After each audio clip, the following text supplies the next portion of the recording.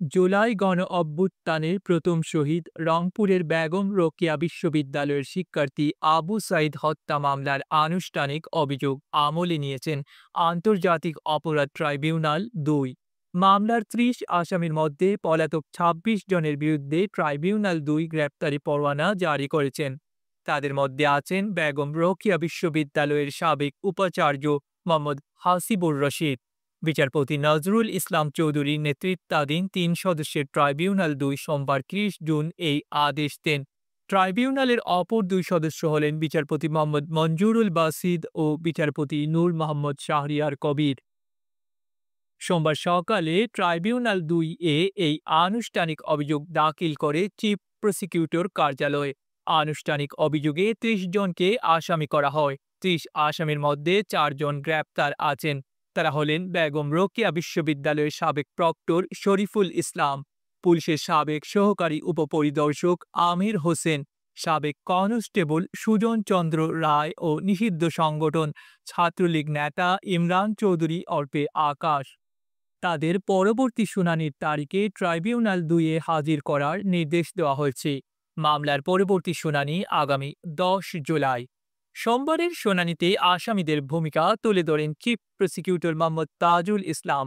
শুনানিতে তিনি বলেন, আবু সাইদ হত্যার ঘটনায় বেগম রোকেয়া বিশ্ববিদ্যালয়ের উপাচার্য মোহাম্মদ হাসিবুর রশিদ, রংপুর মহানগর পুলিশের সাবেক কমিশনার মোহাম্মদ মনিরুজ্জামান, সাবেক উপকমিশনার মোহাম্মদ আবু মারুফ হোসেন ও বেগম রোকেয়া বিশ্ববিদ্যালয়ের সাবেক প্রক্টর শরীফুল ইসলাম যৌথ দায় ও ঊর্ধ্বতন অবস্থানে ছিলেন।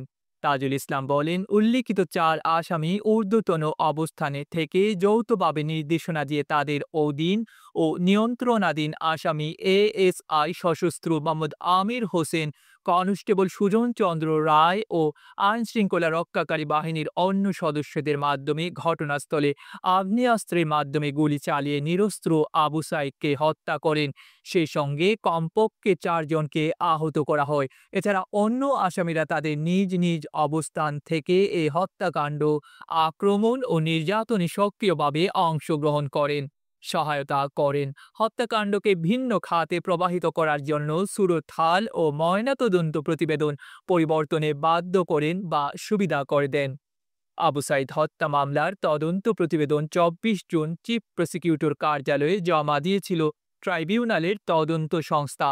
এতে ৩০ জনকে আসামি করা হয়। সরকারি চাকরিতে কোটা সংস্কারের দাবিতে বৈষম্য বিরোধী ছাত্র আন্দোলন চলাকালে গত বছরের ১৬ জুলাই দুপুরে বেগম রোকেয়া বিশ্ববিদ্যালয় সংলগ্ন পার্ক মোড় এলাকায় পুলিশের গুলিতে নিহত হন আবু সাইদ। তিনি বিশ্ববিদ্যালয়টির ইংরেজি বিভাগের ১২তম ব্যাচের শিক্ষার্থী ছিলেন। ডেস্ক রিপোর্ট, আধুনিক কাগজ।